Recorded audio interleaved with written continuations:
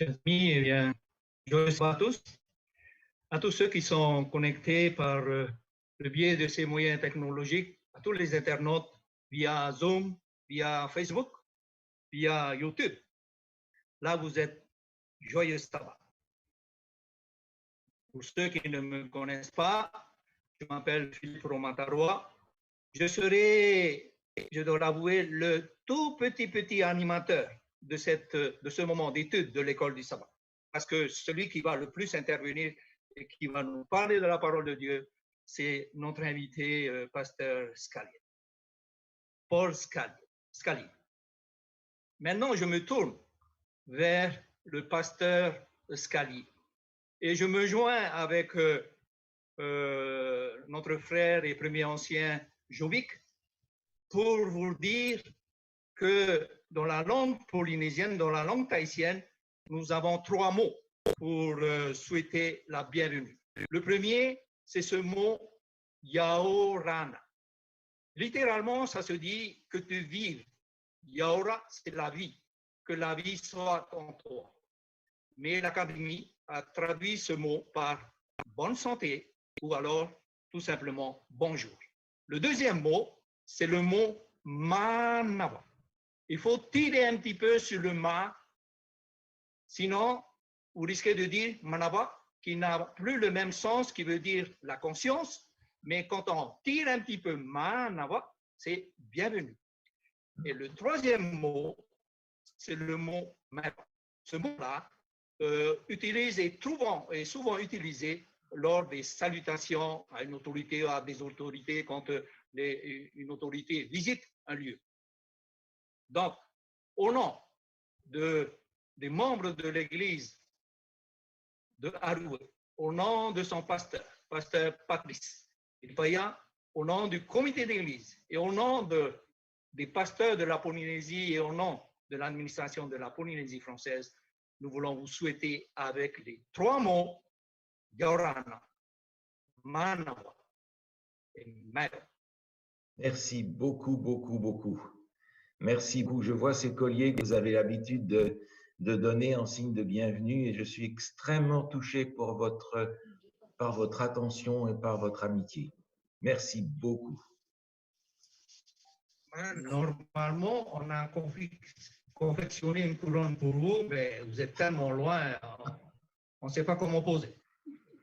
Oui, je comprends très bien. Mais sachez que, pasteur, c'est vraiment une joie de vous avoir. Surtout, c'est une joie pour que vous puissiez partager la parole de Dieu avec nous. Et avant de continuer, pasteur Paul Scalier, si vous permettez, est-ce que vous pouvez introduire notre étude par une prière? Oui. Prions ensemble.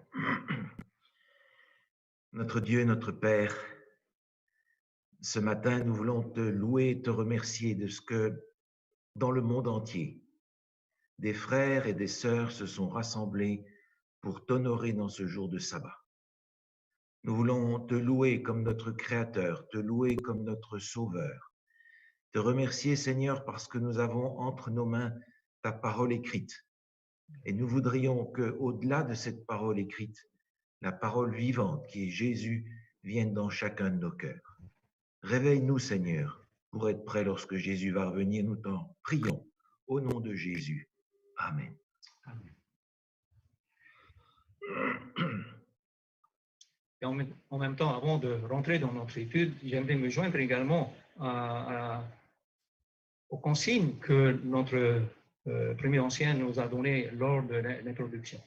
N'oubliez pas, posez vos questions, car le pasteur Paul Scalier a souhaité que notre discussion de ce matin soit une présentation dynamique, une discussion dynamique. Donc, pour que ça soit dynamique, il faut des questions. J'en ai préparé pas beaucoup parce que je pense que chacun de nous avons une question à poser. Donc, les consignes ont été données. Vous n'avez pas le micro malheureusement, mais vous pouvez écrire soit par Zoom, soit par Facebook ou par YouTube. Et notre ami Neil, qui est donc à Collonges, merci Neil pour ton service, merci pour le temps que tu donnes parce que normalement il est 9h du soir et tu dois être au lit. Et là, tu es avec nous. Merci Neil. Donc, n'oubliez pas, Mais de grâce, ne faites pas une thèse de théologie quand vous posez votre question. Soyez bref, concis, de façon à ce que rapidement on puisse poser également vos questions à Pasteur Paul Scali. Plongeons-nous sans attendre dans l'étude de la parole de Dieu. La semaine passée, nous avions eu comme thème principal la sola scriptura, seule la Bible seule. Et nous avons résumé à la fin de notre étude la semaine dernière, lorsque nous affirmons l'importance de la Bible seule, de la sola scriptura pour notre foi à nous aujourd'hui, nous reconnaissons l'autorité divine unique de la Bible sur toute autre source qui pourrait influencer notre connaissance de Dieu, notre approche théologique et également par rapport au plan de salut que Dieu a mis en place. Donc, la Bible a ce rôle magistral parce que, en raison de son origine divine et de son autorité, on se rappelle de ces paroles de l'apôtre Paul qui dit dans 2 Timothée 3,16, toute écriture est inspirée de Dieu, utile pour enseigner la vérité, réfuter l'erreur, corriger les fautes et former une manière de vivre conforme à ce que Dieu demande. Justement, en reconnaissant cette autorité divine de la parole de Dieu, la Bible, il nous faut donc avoir une bonne interprétation pour amener d'abord nous-mêmes vers ce Dieu que nous voulons connaître davantage et aussi pour amener ceux qui désirent rencontrer Dieu et connaître de mieux en mieux Dieu et le plan de salut qu'il a mis en place. Et ce matin, donc, nous allons ensemble nous plonger dans ce sujet qui est fort, important et intéressant. Pourquoi l'interprétation est-elle nécessaire? Bien sûr, quand nous parlons ici de l'interprétation, tout le monde comprend qu'il s'agit, nous parlons de la Bible. Le manuel de l'EDS nous propose un premier verset. Ce premier verset qui nous a encouragés, et j'espère que nous avons mémorisé ce verset. Ce verset qui se trouve dans Hébreux chapitre 11, pardon, verset 6, qui a été lu par notre frère Claude tout à l'heure.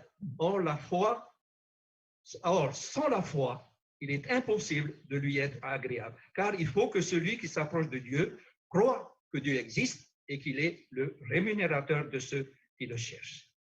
Pasteur Paul Scali, pourquoi la foi est-elle importante pour une bonne compréhension de l'Écriture et quel est le rôle justement de la foi dans ce processus d'interprétation?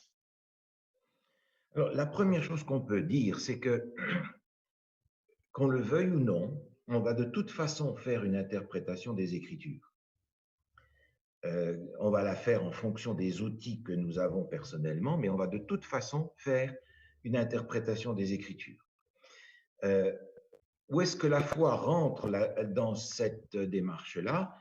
Alors, le texte nous le dit, mais on se rend compte qu'il est tout à fait possible pour nous, aujourd'hui comme du temps de Jésus, de connaître les Écritures, mais de ne pas avoir la foi.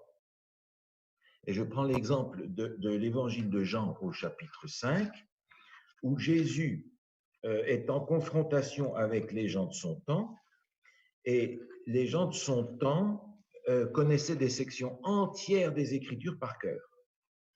Et il leur dit, vous sondez les Écritures parce que vous pensez avoir en elles la vie éternelle, ce qui est vrai.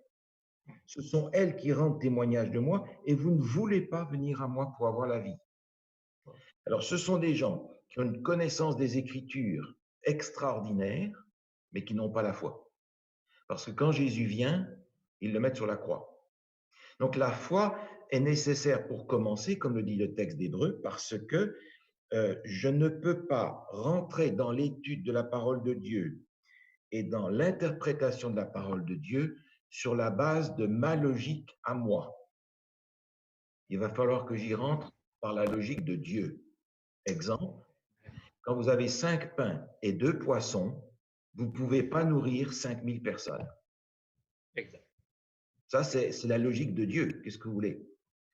La logique de Dieu, c'est si vous gagnez votre salaire et que vous donnez la dîme, vous vous en sortirez mieux que si vous ne la donnez pas. Tout à fait.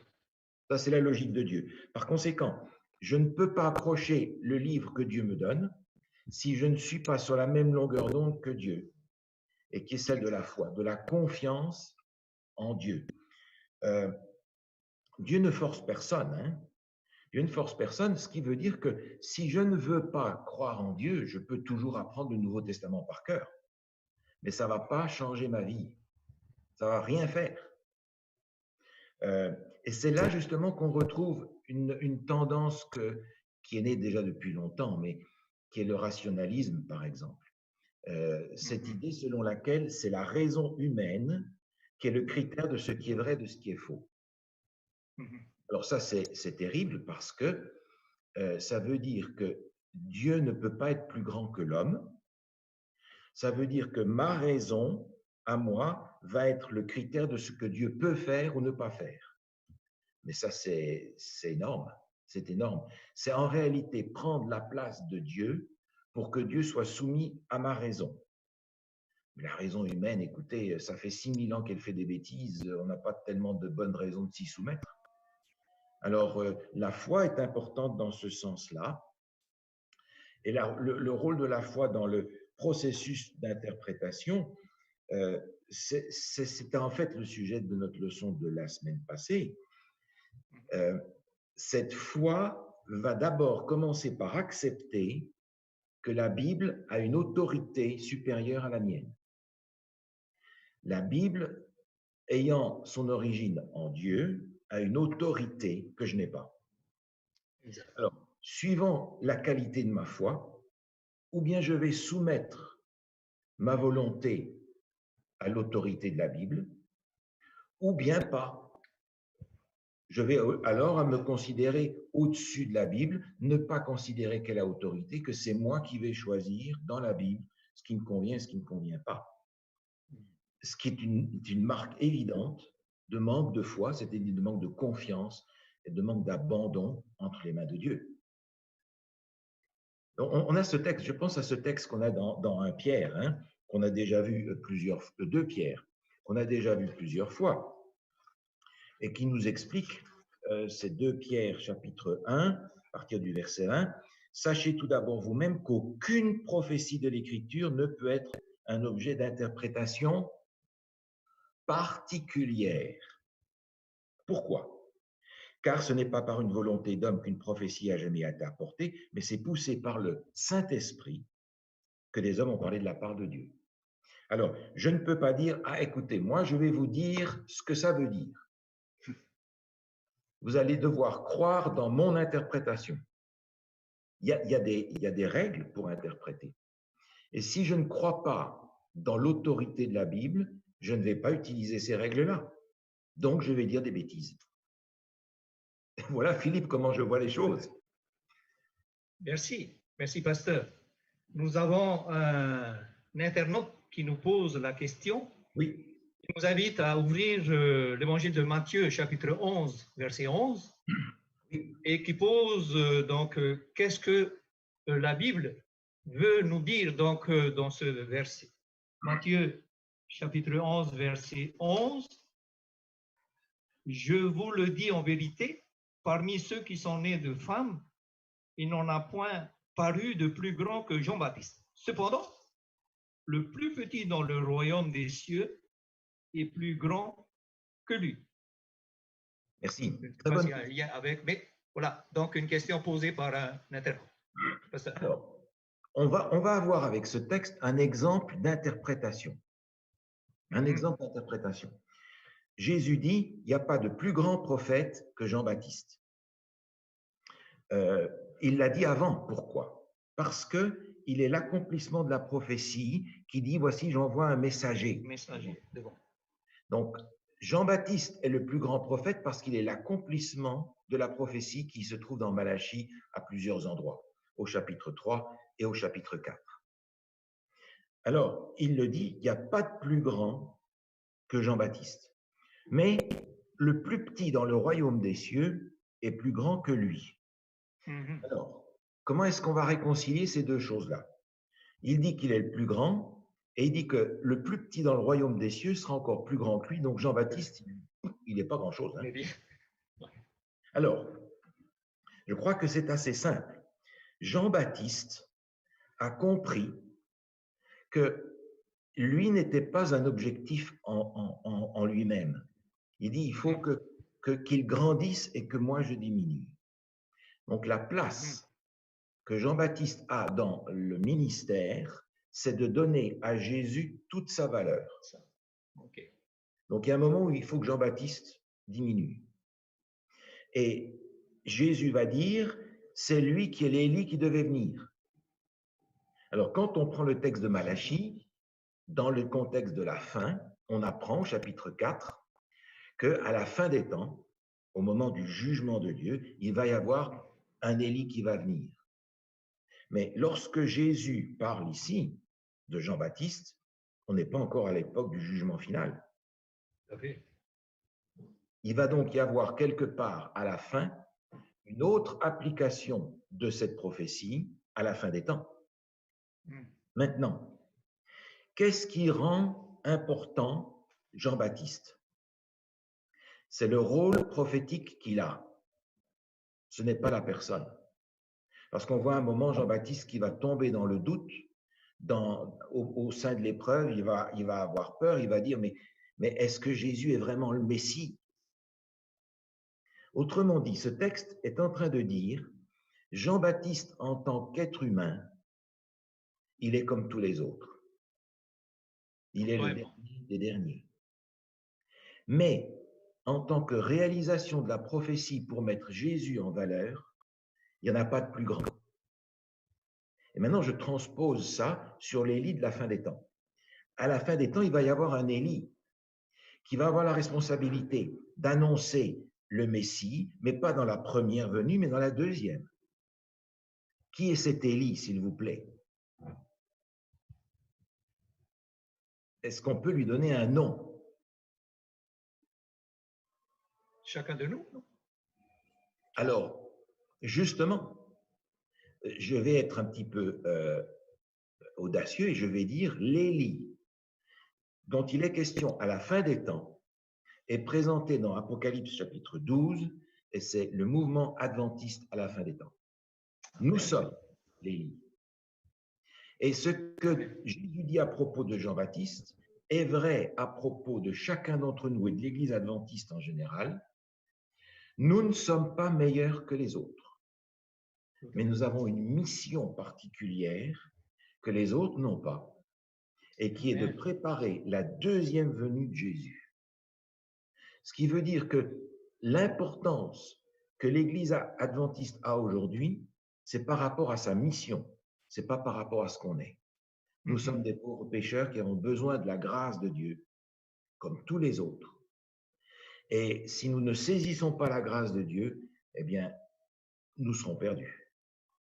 Mais dans le royaume des cieux, on ne sera pas meilleur que les autres parce qu'il y a des gens qui ne sont pas adventistes, des gens qui ne sont pas des chrétiens et qui ont un cœur qui est immensément ouvert à Dieu. Ce sont aussi des enfants de Dieu, peut-être plus que certains d'entre nous qui sont ici à l'église chaque sabbat. Merci, pasteur. Nous avons une autre question, donc sur Internet également. Oui. Comment définir le mot interprété dans la Bible? Oui. Y a-t-il une différence avec la notion de compréhension? Oh, ok. Alors, je crois qu'une bonne interprétation doit être une bonne compréhension. Le mot comprendre est fait de deux mots latins qui veulent dire prendre avec. Autrement dit, comprendre, c'est réussir dans notre esprit à faire le lien entre deux éléments différents. Et effectivement, quand on a une question et qu'on voit la solution, on dit « Ah, je comprends ». C'est-à-dire que j'ai réussi à mettre des morceaux ensemble. Comprendre. Alors, une bonne interprétation va consister à mettre ensemble les morceaux des Écritures qui appartiennent au même sujet. C'est le principe qu'on a dans Actes chapitre 17 avec les Béréens qui allaient chercher dans les Écritures chaque jour pour voir si ce qu'on leur disait était exact. C'est ce qu'on a aussi dans Romains chapitre 12, je crois, où il est question de l'analogie de la foi, c'est-à-dire de réconcilier, de mettre ensemble les morceaux bibliques qui appartiennent au même sujet. Lorsqu'on fait ça, on a une bonne interprétation. Mais si on met ensemble des morceaux qui ne sont pas attachés ensemble, on a une mauvaise interprétation. Interprétation. Ok. Merci, pasteur. Juste un exemple. Juste Vas-y. un exemple. On parle de Josué, par exemple. Josué, celui qui a remplacé Moïse. Le travail de Josué était d'amener le peuple d'Israël dans la terre promise. Mais on se rend compte que le nom de Josué et le nom de Jésus, c'est le même mot. Il y en a un qui a été traduit à partir de l'hébreu, l'autre qui a été traduit à partir du grec. Mais c'est le même mot, Yeshua, Dieu, Sauveur. Alors on comprend en réalité que Josué a fait en petit au niveau du peuple hébreu ce que Jésus va faire en grand pour le grand peuple de Dieu, c'est-à-dire nous amener dans la Canaan céleste. Donc ce sont des morceaux là qu'on peut mettre ensemble et qui nous permettent d'avoir une interprétation du texte biblique qui est juste. Est-ce que vous me suivez? Oui, oui, très bien. Et pasteur, je voudrais remercier donc nos internautes parce qu'ils n'arrêtent pas de nous envoyer, c'est très bien. Nous avons encore une autre question Oui. qui nous vient de notre ami Destremont. Faut-il laisser totalement nos appréciations ou nos impressions de côté?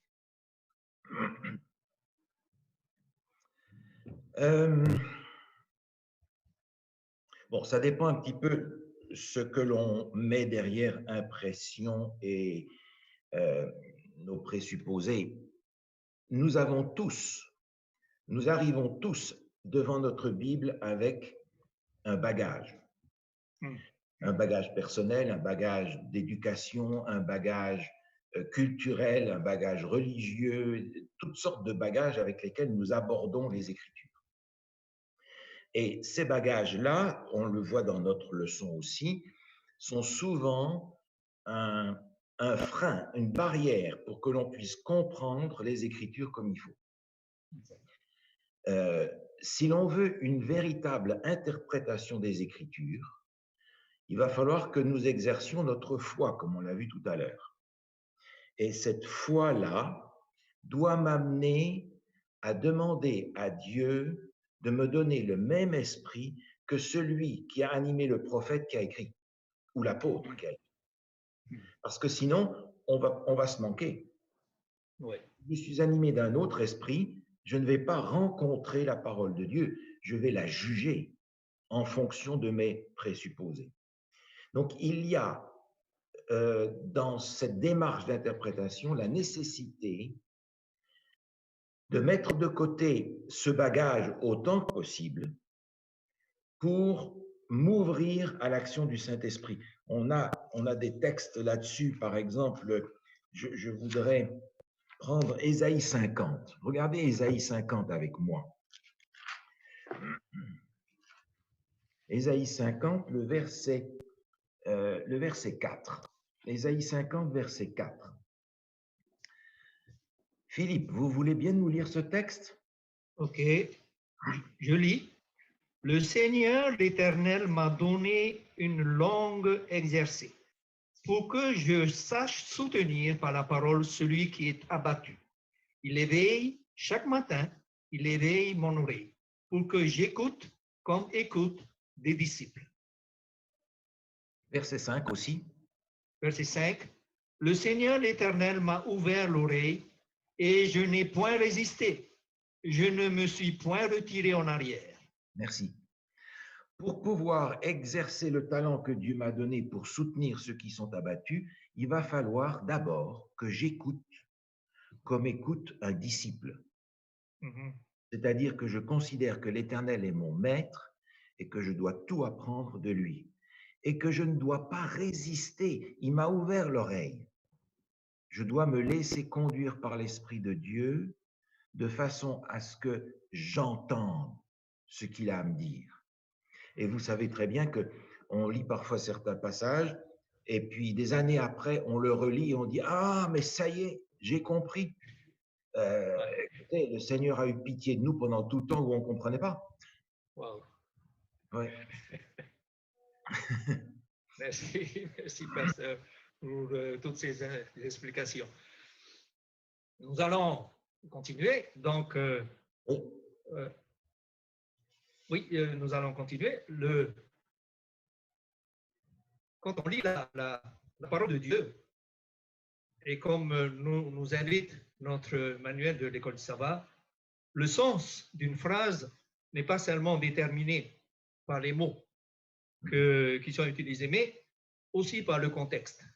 Et également, donc, le contexte, dans le contexte, il y a un contexte littéraire, un contexte prophétique, historique, il y a des paraboles, comme cet adage qui dit tout texte, son contexte devient rapidement un prétexte à sa propre opinion. Pasteur, pouvez-vous nous aider un petit peu, nous donner quelques éclairages par rapport au contexte d'un passage? Alors, le contexte est extrêmement important. Extrêmement important. Parce que si vous rencontrez, par exemple, un texte difficile, on vous jette un texte à la tête et on dit: «Ah ben, tu vois, la Bible dit ça.» Et vous êtes embarrassé pour répondre. C'est pas difficile. 99 fois sur 100, la réponse est dans le contexte.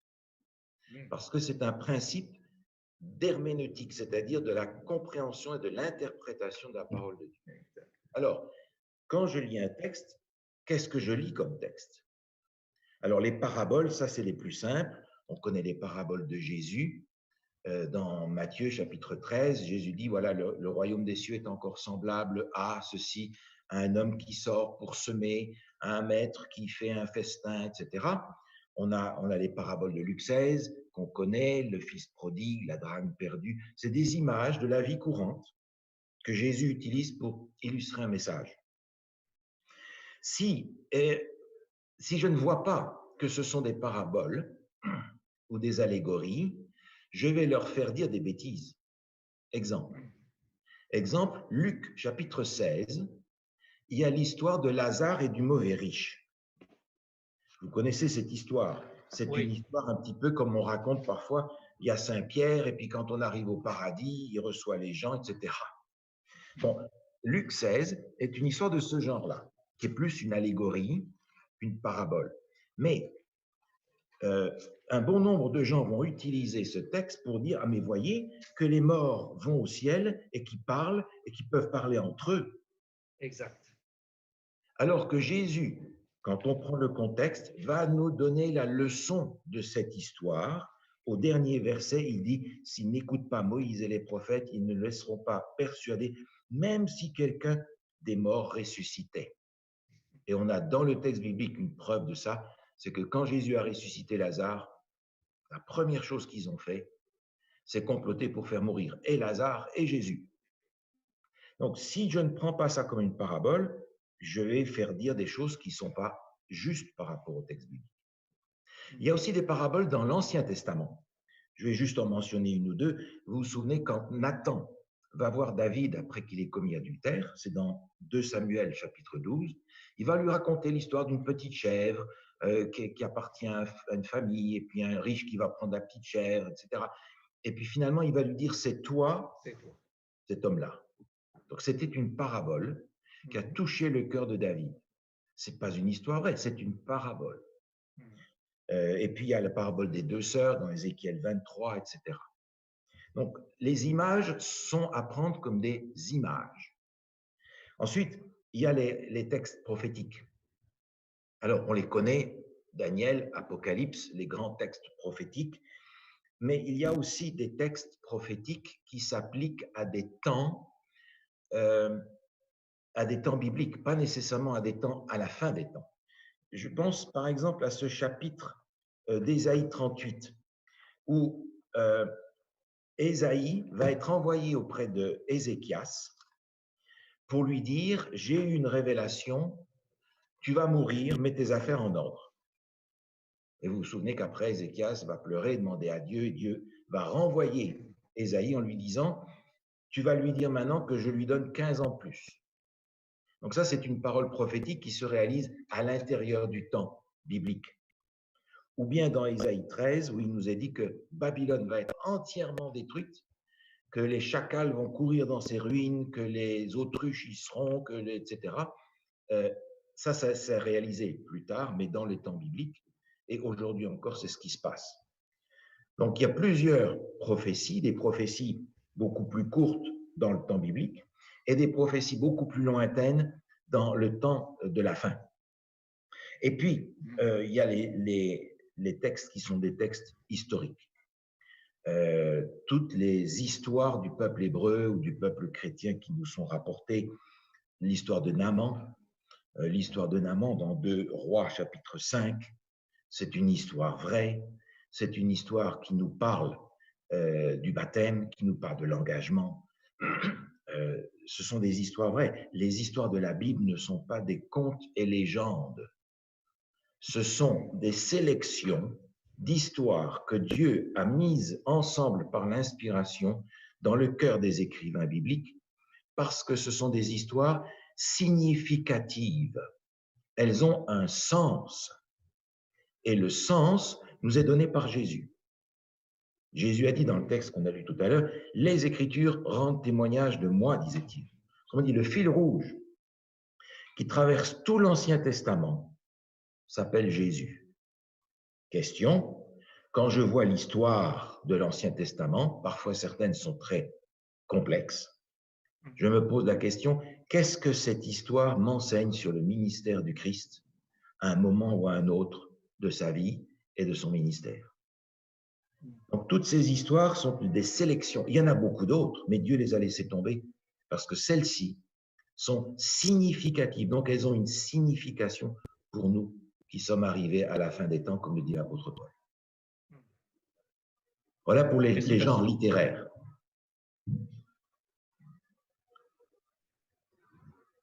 Vous me suivez? Oui, oui. Un autre exemple encore, tiens, j'y pense. Dans Acte 10, on a l'histoire de cette nappe qui est donnée en vision à Pierre, dans laquelle il y a toutes sortes d'animaux impurs. N'est-ce pas? Oui. Il a là une parabole en vision. Et la vision, le texte, le contexte nous le montre, est destiné à faire comprendre à Pierre qu'il ne doit pas considérer les païens comme hors d'atteinte du salut. Il le comprend. Mais vous avez des gens qui vont prendre cette vision pour dire « Ah, mais vous voyez qu'on peut manger tous les animaux impurs. » C'est utiliser le texte hors de son contexte en utilisant une parabole comme un texte historique ou pédagogique d'enseignement. Donc, j'ai besoin de savoir quel texte je lis. Ou bien situé. Exact. Merci, pasteur. Et nous avons également ce qu'on appelle en chacun de nous la vision du monde. Notre vision du monde va déterminer ce qui est important pour nous ou ce qui ne l'est pas. Et notre vision du monde englobe notre compréhension de Dieu, de la nature humaine, de la morale, de la vérité.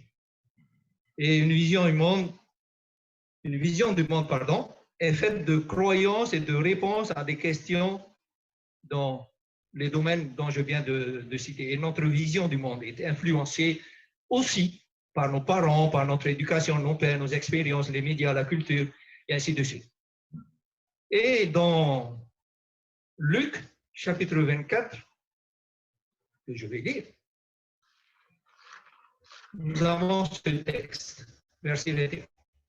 Donc, nous avions, à un moment donné, sur le parcours de Jésus avec ses disciples, ses 2 disciples sur le chemin d'Emmaüs, les 2 disciples ont répondu à Jésus, nous avions l'espoir qu'il était celui qui devait délivrer. De Jésus qu'ils ont laissé à Jérusalem, dans la tombe, ils pensaient, alors que le témoignage des femmes leur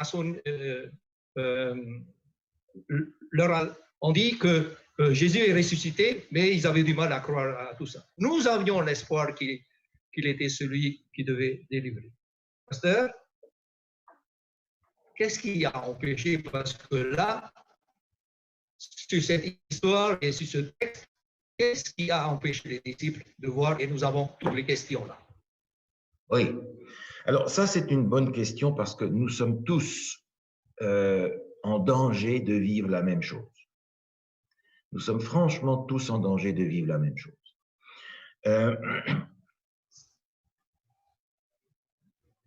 Dans l'histoire des disciples d'Emmaüs, vous avez remarqué que Jésus ne se fait pas reconnaître à eux. Jésus vient et ils ne savent pas qui c'est. Et lui disent, mais tu n'es pas au courant de ce qui s'est passé à Jérusalem ce week-end. Non, racontez-moi. Et ils vont parler. Et ils ne savent toujours pas que c'est Jésus. Et Jésus, le texte nous dit, ce texte que nous connaissons bien, et commençant par Moïse et par tous les prophètes, il leur expliqua dans toutes les Écritures ce qui le concernait. Alors, moi, j'aurais payé cher pour entendre cette étude biblique, je vous garantis, parce qu'ils n'avaient pas des Bibles de poche ni leurs textes bibliques sur le téléphone comme on a aujourd'hui. Hein. Donc, ce sont toutes des choses que Jésus avait apprises par cœur, et eux aussi.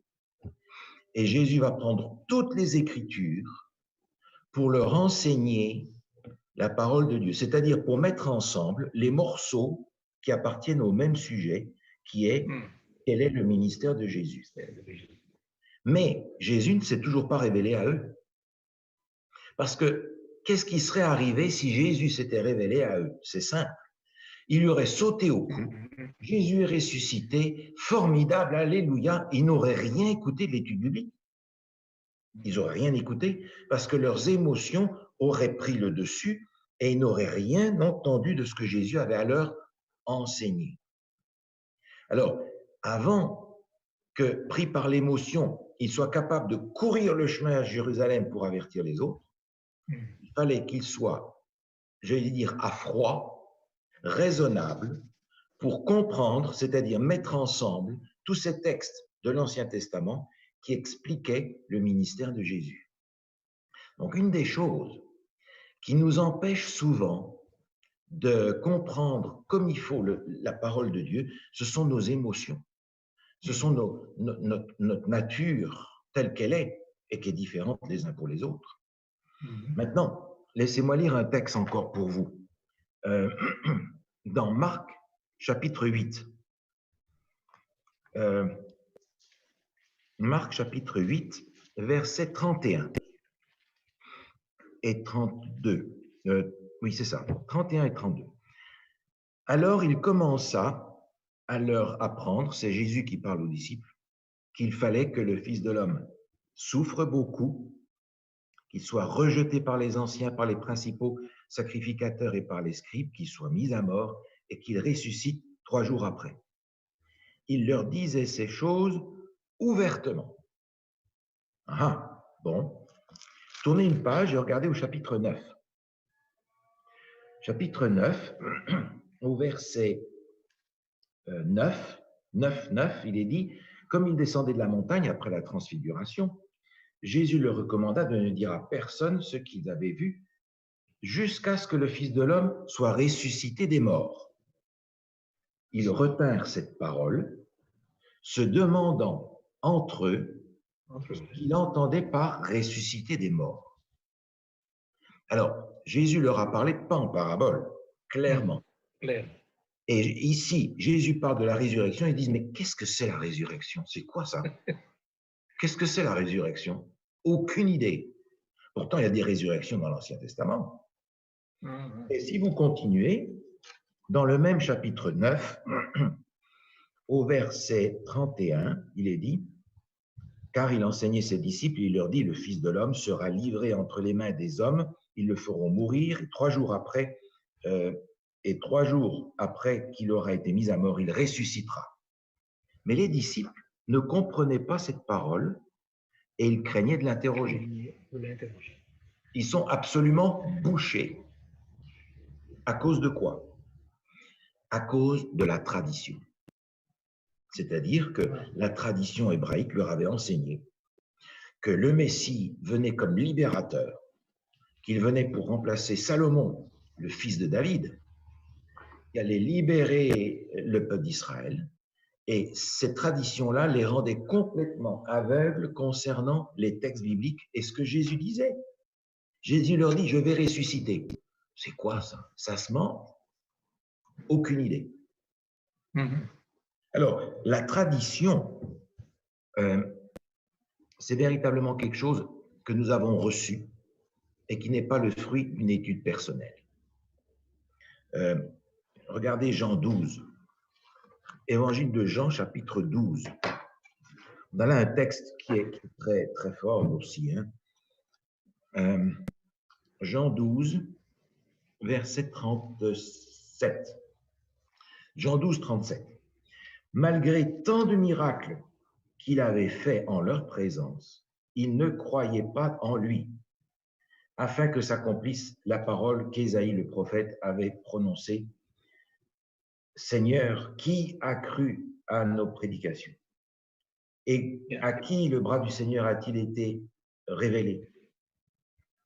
Ainsi, ne pouvait-il pas croire parce que Ésaïe a encore dit, il a aveuglé leurs yeux, il a endurci leur cœur, etc. Donc, placés devant l'Évangile, devant la vérité de Jésus, ils ont été amenés à faire un choix. Soit je prends Jésus, soit je prends ce qu'on m'a enseigné jusque-là. Ils ont pris ce qu'on leur a enseigné jusque-là et ils n'ont rien compris. Malgré les miracles, malgré tout. Par conséquent, notre bagage personnel, notre vision du monde change énormément notre ouverture à la parole de Dieu. Regardez par exemple l'histoire de la femme syrophénicienne. Jésus part en vacances avec ses disciples vers Tyr et Sidon. Et puis il y a cette femme, vous vous souvenez, qui demande que Jésus guérisse sa fille. Et Jésus l'envoie promener en lui disant, le pain c'est pour les enfants, pas pour les chiens. Ouais. Les disciples se disent, parfait, bonne réponse. Et puis Jésus va pousser cette femme dans ses retranchements. Et quand il va reconnaître que cette femme a une foi plus grande que ceux de sa nation, les disciples ont la mâchoire qui tombe parce qu'ils disent, mais comment ça? C'est pas possible. C'est pas possible. C'est une païenne. Ben oui, mais elle a une plus grande foi que toi. Alors, la barrière qui ferme nos yeux va venir généralement de ce que l'on a reçu un enseignement que l'on n'a pas personnellement testé et qu'on a reçu via une tradition. Et vous savez comment la tradition dans l'Église catholique, dans l'Église protestante, dans les églises chrétiennes joue un rôle de fermeture par rapport aux Écritures. Maintenant, dans vos questions, il y a ici, est-ce que nous avons, nous aussi, des choses comme ça dans notre Église, par exemple, certains préjugés? Ben, écoutez, je vous en jette quelques-uns comme ça, sans rentrer dans les détails, mais on peut avoir facilement dans notre Église l'idée que nous, on sera sauvés, bien entendu, mais tous les autres, probablement qu'ils seront perdus. On a aussi cette idée, tous les protestants ont la marque de la bête. Ah, mais pas encore. Ça, c'est pour plus tard, encore la marque de la bête. Ou bien alors, cette idée que la connaissance des doctrines bibliques suffit. Et on est fort là-dedans, parce que comment est-ce qu'on prépare quelqu'un pour le baptême? Alors, on vérifie s'il connaît toutes les doctrines, s'il sait que les morts ne vont pas au ciel, s'il sait que Jésus revient bientôt et qu'on ne peut pas manger d'alcool, boire d'alcool et manger de crevettes. Et quand on a fait la liste de tous les enseignements, on dit, ben, il est bon pour le baptême. Ben non, il n'est pas bon pour le baptême, parce que est-ce que tout ça permet à cet individu d'avoir réalisé une expérience personnelle avec le centre des Écritures qui est Jésus? S'il n'a pas réalisé une expérience personnelle avec Jésus, ben, il est dans la catégorie des pharisiens qui étaient capables de réciter l'Ancien Testament par cœur. Et quand Jésus arrive, il se demande qui c'est. Donc, nous sommes forts aussi pour dire la connaissance suffit. Tu sais, tu vas être baptisé. Ça, c'est un des exemples typiques que nous avons. Hein. Ou bien alors, tous ceux qui observent le sabbat seront sauvés. Ah ben non. Madame White nous dit que non. Parce qu'il y a des gens qui observent le sabbat, mais qui ne connaissent pas le maître du sabbat. Et c'est ça la différence. Exact. C'est vrai. On a encore beaucoup de choses à apprendre, pasteur. Ah oui, mais nous aussi, hein. Ouais. C'est pour ça, je remercie le Seigneur pour sa patience envers moi, parce que quand je vois tout ce qu'il faudrait que j'apprenne encore dans sa parole. Exact. Ouais. Merci. Merci en tout cas, pasteur, pour tes réponses et tes éclaircissements. Nous avons encore une question qui nous vient donc par Internet. Oui. Puisqu'aucune prophétie n'a été comprise avant son accomplissement, en effet, d'ailleurs, c'est un principe que Jésus lui-même a donné présent dans l'évangile de Jean. Le même Jean qui a écrit l'Apocalypse à 3 reprises en parlant de son ministère, dans Jean 13, 19, Jean 14, 26 à 29, Jean 16, 4. La question, peut-on interpréter les prophéties? Ah, bonne question. Encore une fois, je reviens sur ce que je disais tout à l'heure. Pour bien interpréter les prophéties, il faut bien les comprendre. Et si Dieu nous a donné des prophéties, c'est pour qu'on les comprenne. Si les Juifs avaient voulu comprendre les prophéties, ils n'auraient pas mis Jésus sur la croix. Quelqu'un d'autre l'aurait fait. Si nous avons des prophéties, c'est parce que Dieu veut que nous comprenions un certain nombre de choses, pas tout, mais un certain nombre de choses par rapport à ce qui est en avant de nous. Par exemple, dans le système du temple, il y avait les animaux que l'on venait sacrifier. Et le pécheur devait imposer les mains à l'animal, et c'est l'animal qui mourait. On indiquait par là le fait que l'animal était un substitut, cette notion biblique de substitution. Et Dieu aurait voulu que les Juifs comprennent ça, que Jésus allait être notre substitut, même si c'est une logique humaine, c'est si illogique humainement parlant. Donc ils avaient fait ces choses sans comprendre ce que ça voulait dire. Non. C'est beaucoup plus facile, effectivement, de comprendre les prophéties en regardant en arrière qu'en regardant en avant. Et c'est pour cela que les prophéties que nous avons dans l'Apocalypse, il faut les prendre avec beaucoup de tact, de sagesse et de délicatesse, parce que on peut affirmer un certain nombre de choses sur ce qui est passé, parce que l'histoire va nous aider à comprendre. Mais il faut de la délicatesse par rapport à ce qui est dans l'avenir, et ne pas peut-être arriver avec des positions trop dogmatiques, parce qu'on est capable de se tromper aussi. Il y a encore des choses à comprendre dans les prophéties. Mais si je veux comprendre les prophéties, il va falloir que j'applique les principes d'herméneutique, c'est-à-dire d'interprétation de la Bible, à savoir que les symboles qui sont dans les prophéties, je dois aller chercher la clé dans les Écritures, pas ailleurs. Exemple, il y a dans la Bible le symbole du parfum, l'autel des parfums, les parfums, etc. Alors moi, je peux dire, ah ben les parfums, c'est ce qui réjouit notre cœur. Le parfum, c'est la beauté. Le parfum, c'est la bonté. Bon, c'est bien joli, mais la Bible nous dit pas ça. La Bible nous dit que le parfum, ce sont les prières des saints.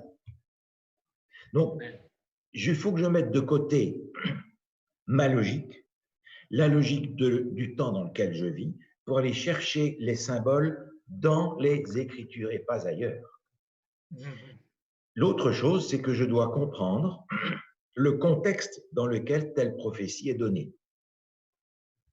Et faire bien attention de ne pas sortir une prophétie de son temps, de façon à ce que je n'arrive pas à avoir des anachronismes, dire des choses qui n'appartiennent pas au temps que la prophétie a présenté. Donc, si je suis les principes élémentaires de base d'une compréhension biblique, je peux avancer dans la compréhension prophétique. Écoutez, si des païens, comme les rois mages, ont été capables de comprendre les prophéties de Daniel et de Balaam, dans leur librairie là-bas, dans leur bibliothèque à Babylone, vous n'allez pas me dire que les croyants, qu'eux n'étaient pas, ne sont pas capables de comprendre les prophéties. Il ne faut peut-être pas commencer par là. J'ai d'abord à découvrir celui dont parlent les prophéties. À partir du moment où j'ai cette foi en Jésus, cet attachement à Jésus, il me donnera son esprit pour comprendre les prophéties qui parlent de lui.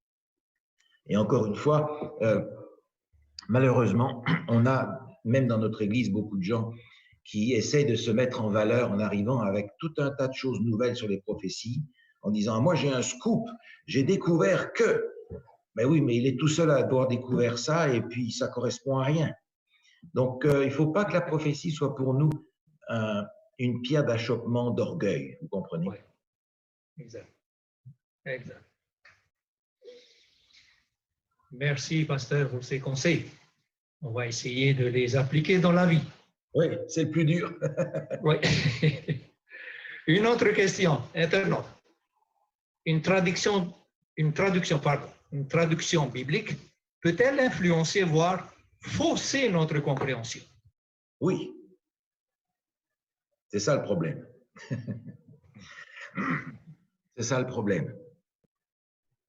Je vais vous donner un exemple.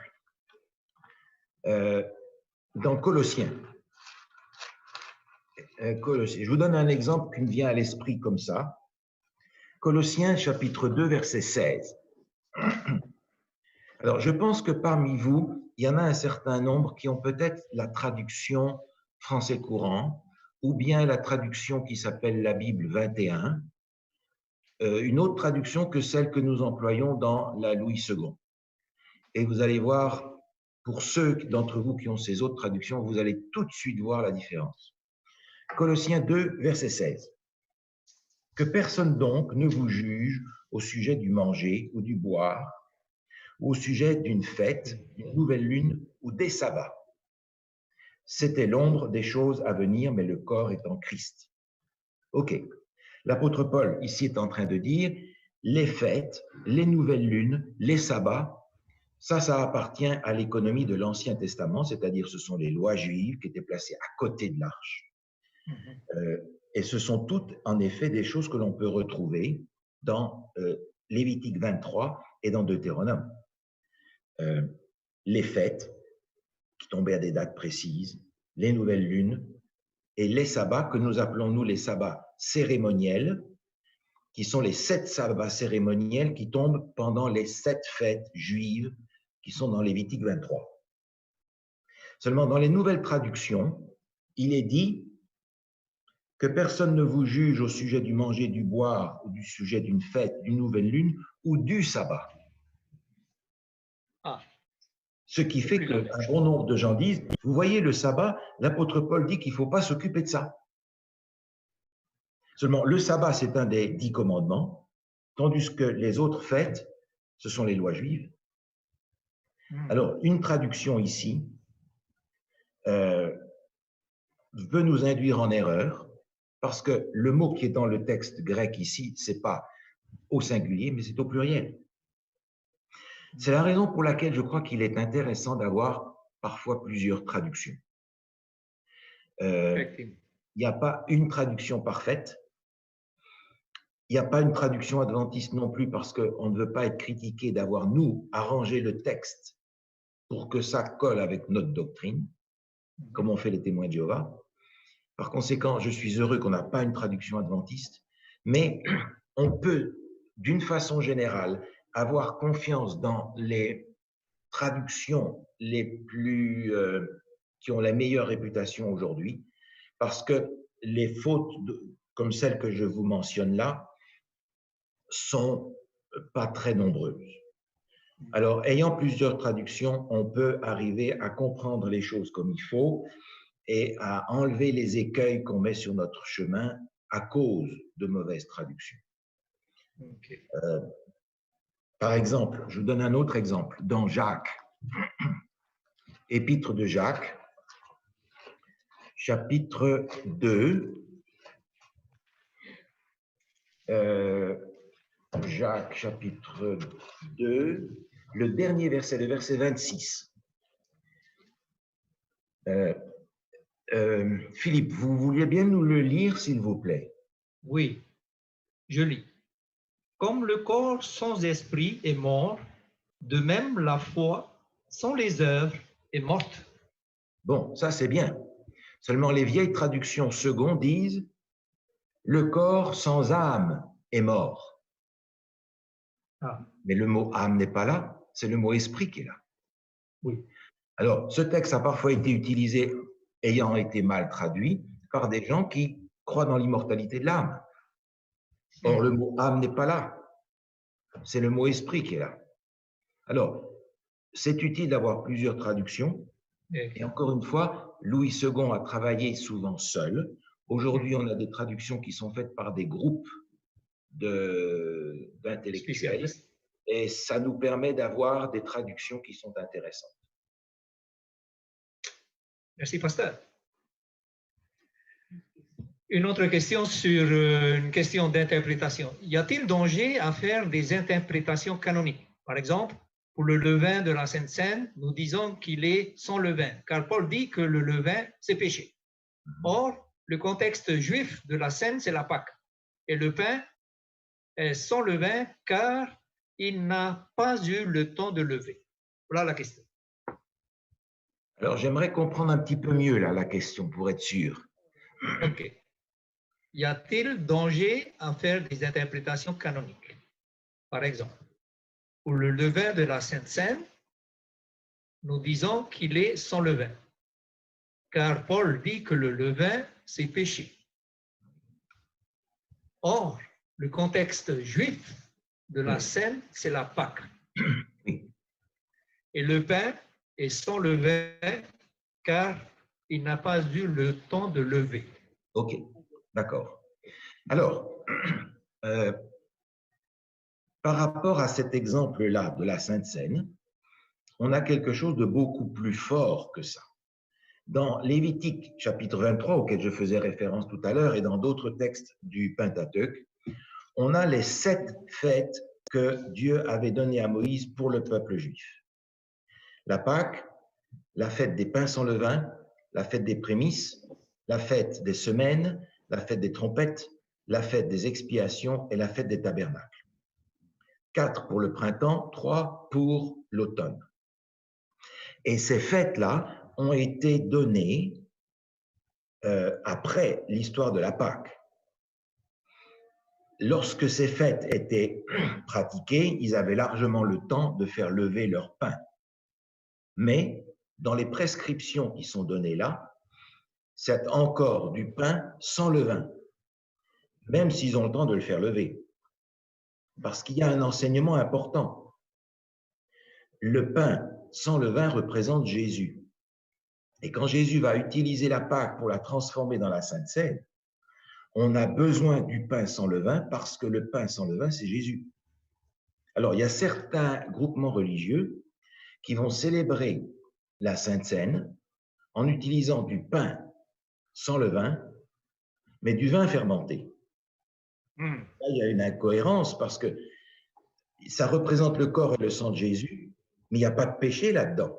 Donc, je ne peux pas avoir un symbole où se trouve le symbole du péché. Donc, je ne peux, si je célèbre le repas du Seigneur avec du pain sans levain et du vin fermenté, ça ne marche pas. Je détruis le sens de la Sainte Seine. Exact. Bien qu'aujourd'hui, on a largement le temps de faire lever notre pain. Mais il y avait une intention particulière dans ce pain sans levain, d'abord de nous faire comprendre que Jésus était sans péché. Et dans la fête des semaines, que nous appelons aujourd'hui la Pentecôte, ils avaient aussi du pain, mais du pain levé, pour faire comprendre que le pain sans levain des 3 premières fêtes représente Jésus, alors que le pain levé de la 4e fête représente des êtres humains pécheurs. Et c'est le début de l'Église que l'on a dans Acte 2 avec la grande moisson qu'ils ont de 3000 personnes en une journée, qui est le début de l'Église. Mais ce sont des pécheurs. Ils sont représentés par du pain levé dans Lévitique chapitre 23. Donc, même si il y a une origine historique à cette dimension-là, ce symbole du levain reste déjà dans l'Ancien Testament.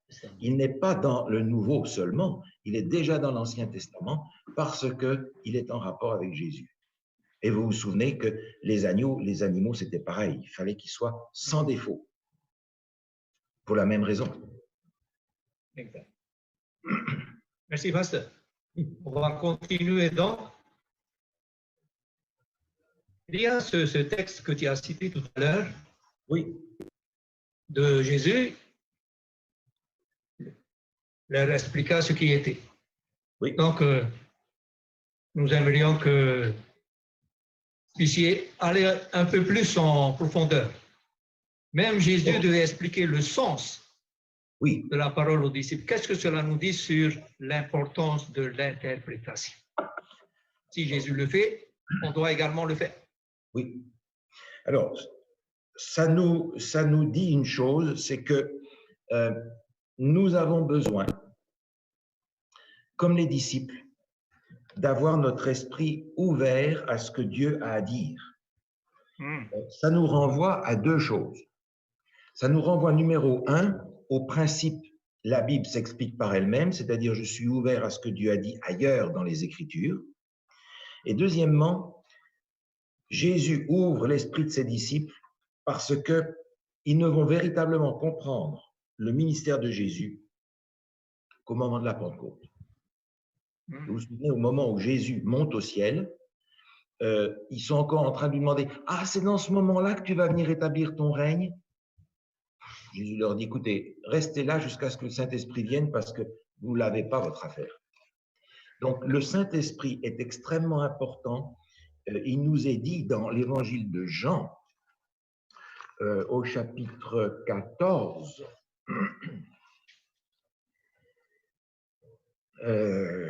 Jean chapitre 14, c'est le verset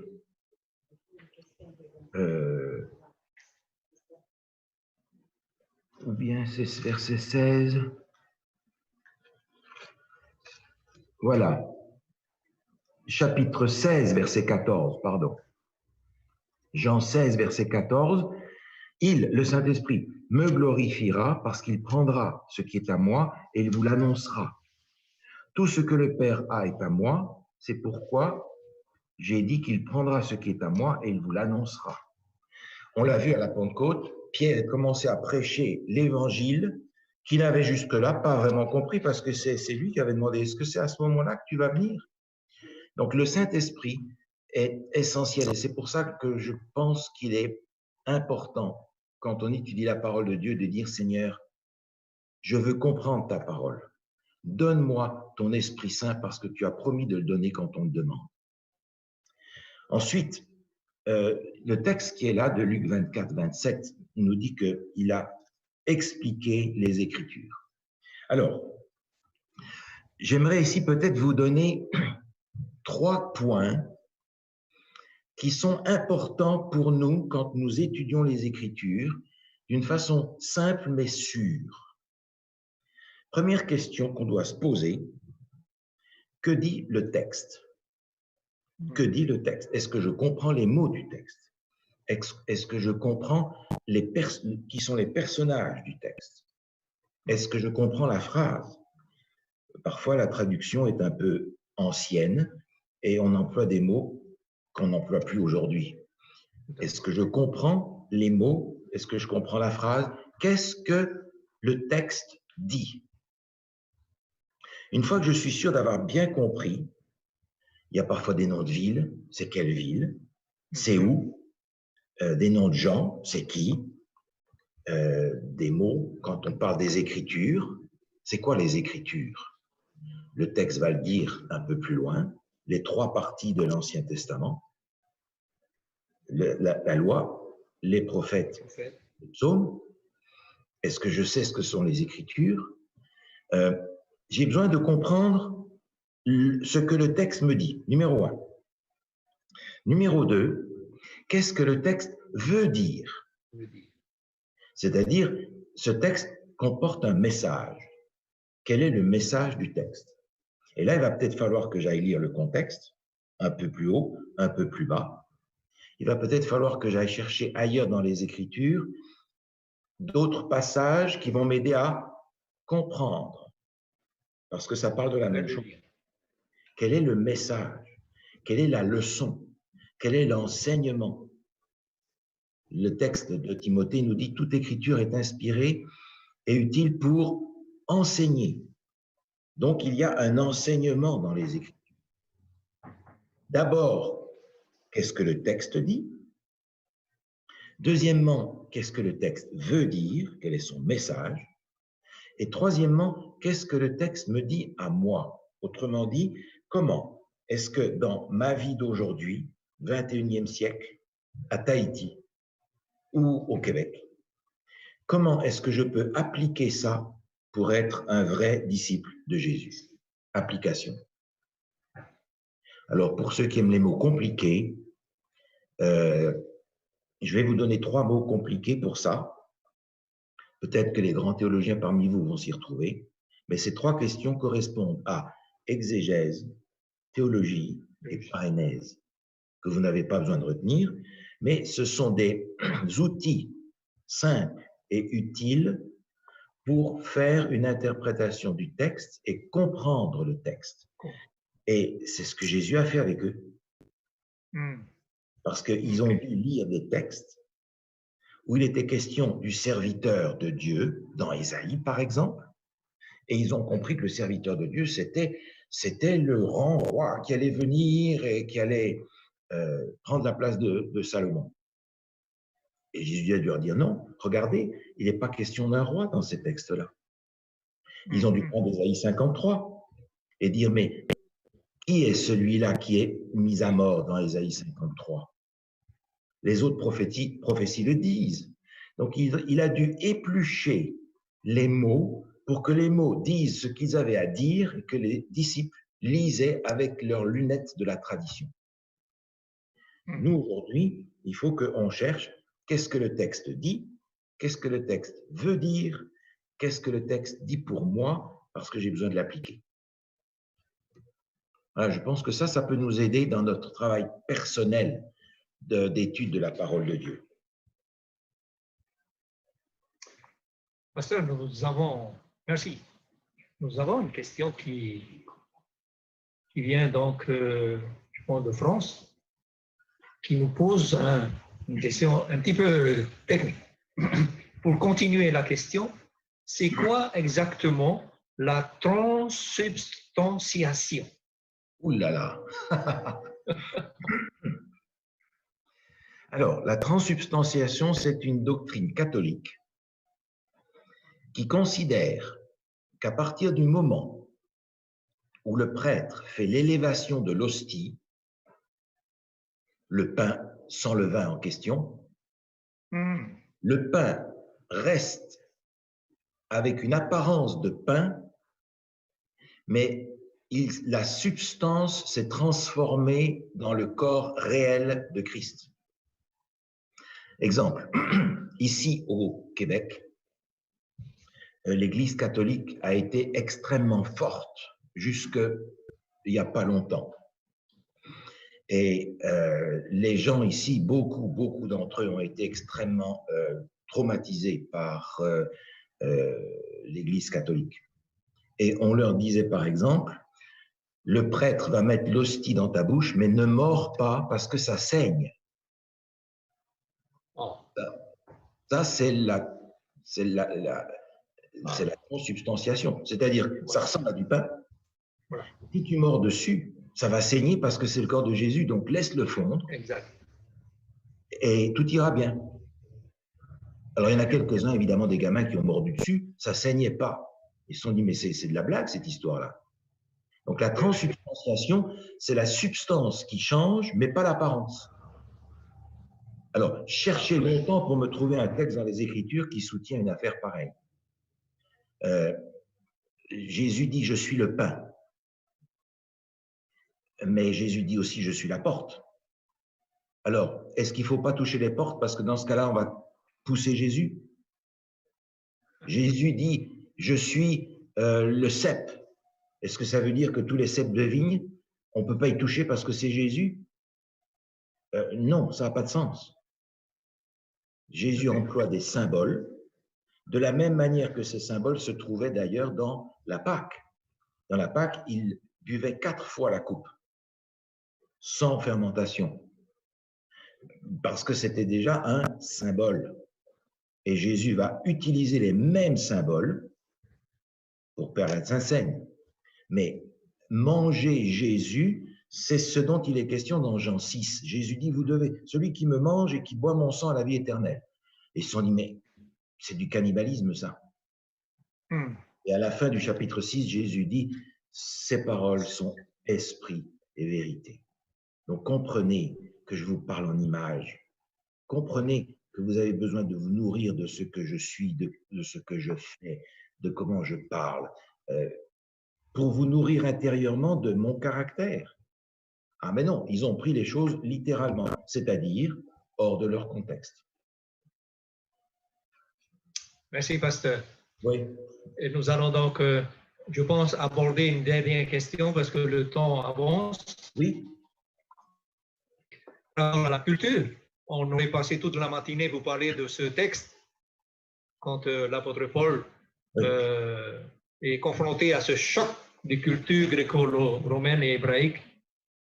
Alors là, que pouvons-nous retenir de l'essentiel dans ce choc culturel? Quel a été le comportement de l'apôtre Paul? Comment les différents contextes influencent-ils la façon dont nous donnons l'importance dans ces diverses idées? Alors ça, c'est une question extrêmement importante. Et avant d'y répondre, je vais boire une goutte d'eau, si vous permettez. Vas-y. Merci. Alors, c'est une question importante parce que il y a un équilibre à trouver qui est extrêmement difficile. L'apôtre Paul, je crois, dans le discours qu'il a fait à Athènes, a commis une erreur. Je crois cela parce qu'il le dit, à mon avis, dans 1 Corinthiens chapitre 1. 1 Corinthiens chapitre 1, je crois que c'est chapitre 2, verset 1. 1 Corinthiens chapitre 2, verset 1. Il dit, pour moi, frère, lorsque je suis allé chez vous, ce n'est pas avec une supériorité de langage ou de sagesse que je suis allé vous annoncer le témoignage de Dieu, car je n'ai pas eu la pensée de savoir parmi vous autre chose que Jésus-Christ et Jésus-Christ crucifié. Alors, l'apôtre Paul qui est allé à Corinthe, après être passé à Athènes, y est allé parce que Dieu lui a dit, vas-y, il y a là-bas un peuple nombreux.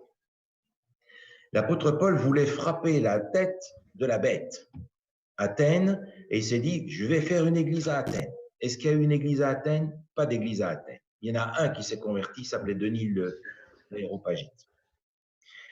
Mais il s'est rendu compte en allant ensuite à Corinthe que s'il voulait annoncer l'évangile, il fallait qu'il parle de Jésus et de Jésus et de Jésus. Alors, à Athènes, il a commencé à utiliser son grand savoir, le talent qu'il avait pour parler et qu'il avait appris avec des Grecs. Et il a commencé à utiliser ses connaissances de la littérature grecque en disant, vous avez un auteur qui parle de ça. Alors, il a fait un très beau discours, mais la place qu'il est finalement très petite. Quand il est arrivé à Corinthe, il a compris, c'est Jésus que je dois prêcher. Alors, l'équilibre est très délicat à trouver parce que dans un sens, nous sommes amenés à nous mettre à la portée des gens à qui nous parlons. Mais d'un autre côté, si nous ressemblons aux gens à qui nous parlons, on n'a plus rien à leur dire. Et vous vous souvenez qu'on parle aujourd'hui de ce mot un peu compliqué qu'on appelle la contextualisation. La contextualisation, c'est une notion extrêmement délicate parce que ça nous pousse à ressembler aux gens à qui on parle, à adopter leur contexte, et finalement, on n'a plus grand-chose à leur dire.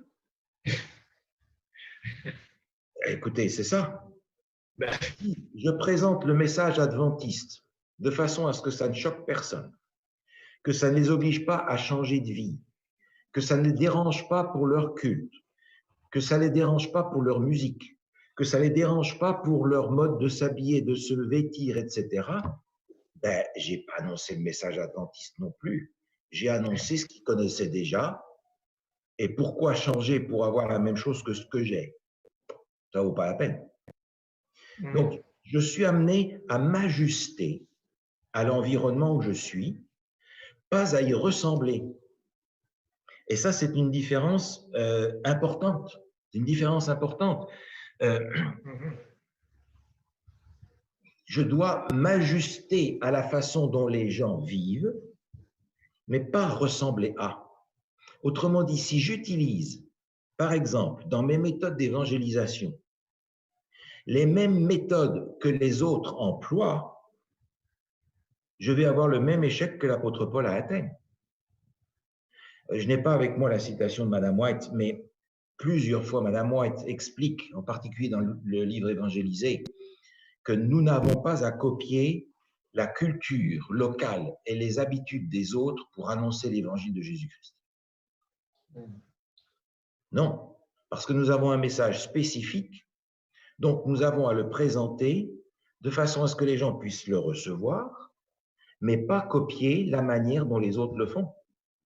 Alors, combien de fois on a dit « Ah, ben on va faire comme ceci, on va faire comme ça pour garder les jeunes ». Mais on n'a pas gardé les jeunes plus en dansant dans l'église que quand on a gardé une musique correcte, etc. Donc, je mentionne ça comme ça. Je confirme, pasteur. On ne les a pas gardés davantage. Je confirme ce que tu dis. Pourquoi est-ce qu'on ne les a pas gardés? Ben, ce n'est pas à cause de la musique, ce n'est pas à cause de l'ordre du culte, ce n'est pas à cause du style, ce n'est pas parce qu'on les a laissés venir en jean, c'est parce qu'on a considéré que comme ils étaient dans l'église, ils étaient déjà dans le train et que les parents n'avaient pas grand-chose à faire pour éduquer leurs enfants. L'église va le faire. C'est pas compliqué. Oui. Alors que dans l'Ancien Testament, Dieu avait déjà dit dans Deutéronome chapitre 6, tes enfants, tu vas leur en parler tous les jours. Tu n'attends pas qu'ils aient 15 ans pour ça. Tu n'attends même pas qu'ils soient nés. Tu lui parles de la parole de Dieu depuis tous les jours, tout petit. Et la famille a une responsabilité colossale par rapport à nos enfants. Et quand ils ont 20 ans, ben, ce n'est plus le moment d'essayer de dire « Ah, mais on va mettre de la musique qui va les garder. On va mettre un style différent qui va les garder, qui gardera personne, mais qui fera fuir des gens. » Écoutez, je vais vous donner un exemple. Un exemple simple. Il y a une personne qui m'a contacté par email. Je ne vous dirai pas de quel pays elle vient, peu importe.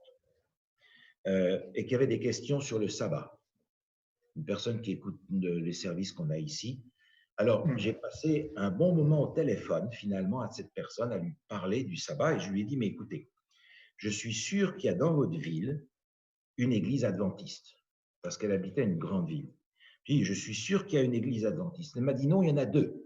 Ah, mais je lui ai dit, mais écoutez, allez-y, vous aurez là un pasteur qui pourra prendre plus de temps que moi pour vous expliquer ces choses. Et elle me dit, monsieur, c'est une dame non adventiste, elle me dit, monsieur, je n'y remettrai plus les pieds. Les gens qui sont habillés là-bas ne sont pas habillés comme des chrétiens. Ils dansent sur l'estrade, il n'y a pas de prédication, le prédicateur distribue des petits papiers, il n'y a pas de message, il n'y a rien, je ne vais pas dans cette église-là. Vous comprenez que j'étais embarrassé de l'autre côté du téléphone. J'étais embarrassé de l'autre côté du téléphone. Alors, c'est à nous de voir, de chercher cet équilibre entre s'ajuster pour que les gens puissent recevoir, mais pas ressembler, parce qu'on a autre chose à transmettre que ce que les autres ont à transmettre.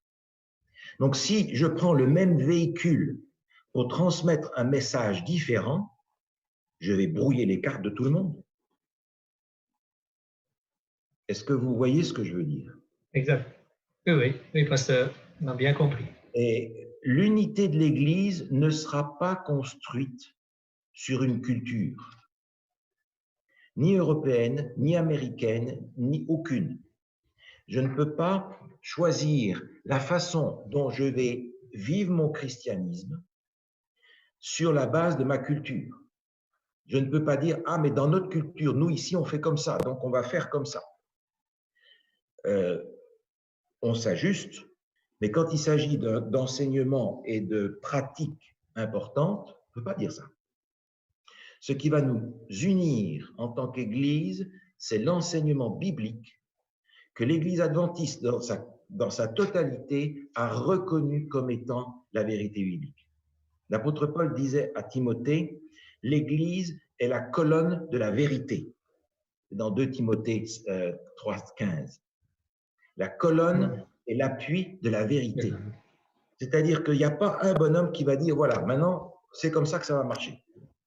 Il va falloir que ce soit l'Église qui soutienne la vérité et qui la préserve, pas un individu. Et dans ce sens-là, l'unité de l'Église sera solide quand nous serons unis dans la vérité, parce que c'est que la vérité qui peut nous affranchir. Jésus a dit que cette vérité allait nous affranchir. Il n'a pas dit que l'erreur ferait quand même la moitié du travail. La vérité vous affranchira.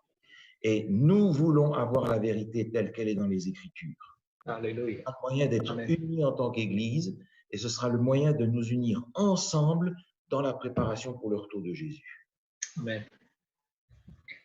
Amen, pasteur, pour tous ces conseils, ces bons conseils. Est-ce que tu aurais une dernière idée pour clôturer notre étude de ce matin? L'idée que j'ai, mes amis, elle est simple. Je sais que dans le monde entier, les églises adventistes sont à peu près toutes les mêmes, sauf dans quelques endroits où il y a beaucoup moins de gens à l'école du sabbat qu'au moment du culte. Je crois que l'étude de l'école du sabbat, l'étude de la parole de Dieu, est importante pour la santé spirituelle de chacun de nos membres. Amen. Et venir prendre un gros repas au moment du culte une fois par semaine ne nous nourrit pas. Nous avons besoin d'une nourriture quotidienne et nous avons besoin d'étudier ensemble la parole de Dieu. Et je voudrais encourager tous ceux qui viennent seulement au culte dans les églises à venir et étudier la parole de Dieu ensemble. Alors maintenant, évidemment, c'est difficile, mais lorsque vous pourrez dans 15 jours vous rassembler, rassemblez-vous tous et que tous ceux qui ont peur peut-être d'être interrogés se disent que, en fait, on est ici en apprentissage pour apprendre à connaître celui qui revient bientôt. Et si je veux être de ceux qui me réjouissent quand Jésus revienne, j'ai quand même intérêt à le connaître personnellement aussi. C'est une bonne conclusion. Est-ce que tu peux nous unir dans la prière pour terminer, pasteur? Oui. Seigneur notre Dieu, au-delà de ta parole, il y a une personne, la personne de Jésus. Seigneur, nous voulons te louer et te remercier parce que nous n'arrivons pas à comprendre avec notre intelligence humaine l'immense amour de Jésus dans le sacrifice qu'il a fait pour moi et pour chacun de mes amis ici. Seigneur, nous ne comprendrons ce sacrifice que quand nous serons dans ton royaume éternel et quand nous verrons d'où Jésus est descendu pour nous sauver. Seigneur, nous voudrions que Jésus ne soit pas un homme de bien seulement, que Jésus ne soit pas celui dont on parle dans la Bible seulement, que Jésus ne soit pas simplement l'ami de nos parents ou du pasteur ou de l'église où je vais, Nous voudrions, Seigneur, que Jésus soit l'ami et le sauveur de chacun d'entre nous. Que Jésus soit celui dont nous attendons la venue avec impatience. Que Jésus soit l'objet de nos pensées, l'objet de nos priorités, et que peu à peu, quel que soit notre âge, nous nous dégagions du monde, du monde où on est pour nous attacher à Jésus. Seigneur, je te prie pour mes frères et pour mes sœurs qui sont là-bas à Tahiti et dans les îles. Je te demande de leur faire sentir ta présence. Je te demande, selon ta promesse, de leur donner ton esprit dans une large mesure. Le défi, Seigneur, de l'évangélisation que tu nous as confié est énorme. Donne-nous une mesure supplémentaire de ta grâce et de ton esprit pour être capable d'accomplir cette mission. Et Seigneur, quand chacun d'entre nous, ta parole devienne vivante et que ton Église se réveille et que ton Église, Seigneur, se lève et que, au-delà des difficultés du temps présent, nous regardions en avant parce que c'est à cela, Seigneur, que tu nous appelles, parce que tu marches devant ton Église, que nous soyons, Seigneur, de vrais disciples qui te suivent avec fidélité. Nous te remercions pour ta parole et nous te remercions pour ce jour de sabbat, au nom de Jésus, notre divin Sauveur. Amen.